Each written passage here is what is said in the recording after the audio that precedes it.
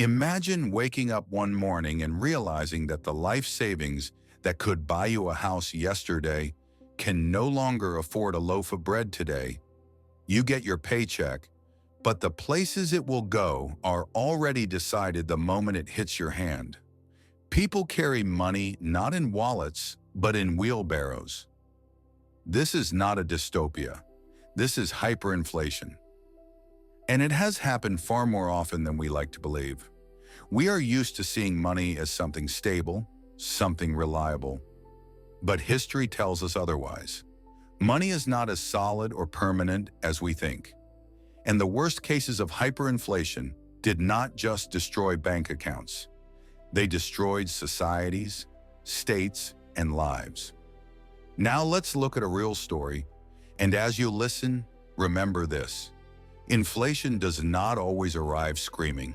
First it whispers, and by the time you notice, it is usually too late. Germany, 1923, the Weimar Republic. After World War I, Germany was burdened with 132 billion gold marks in debt under the Treaty of Versailles. It was impossible to repay. So the government turned to the printing press.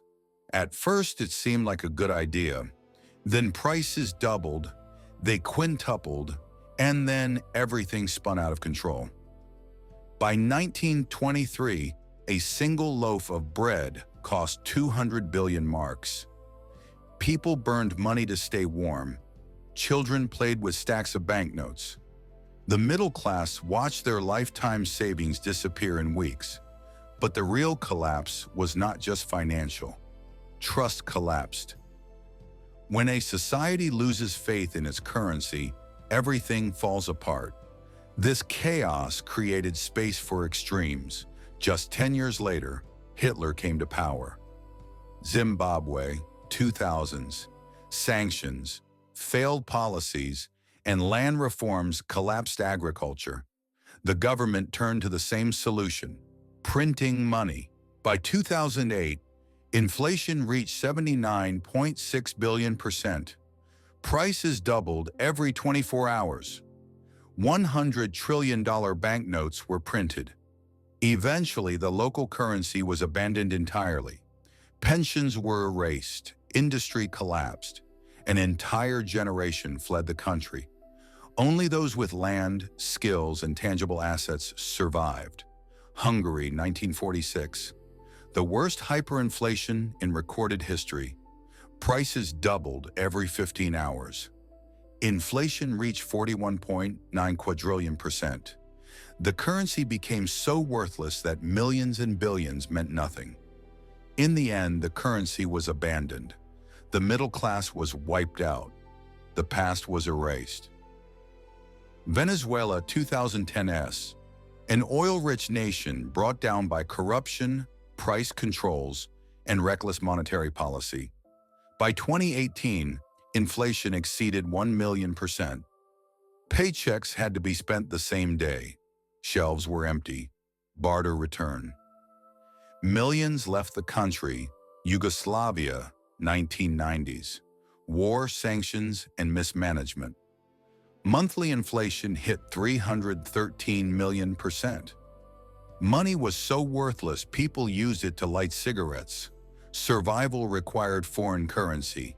And the pattern is always the same. A crisis emerges. Money is printed. Trust disappears. Currency collapses. Society fractures. You might say that was the past. But was it really? Today, global debt is at record levels.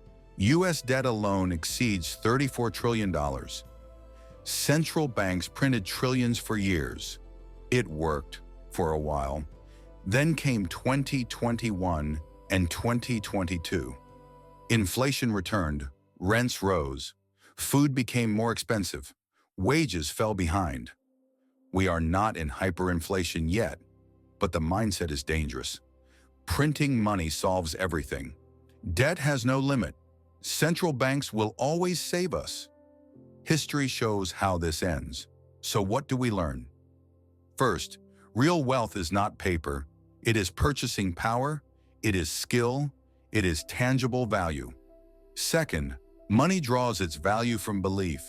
When trust disappears, the game is over. Third, inflation crushes the unprepared, especially those living paycheck to paycheck. That is why financial education is not just about making money.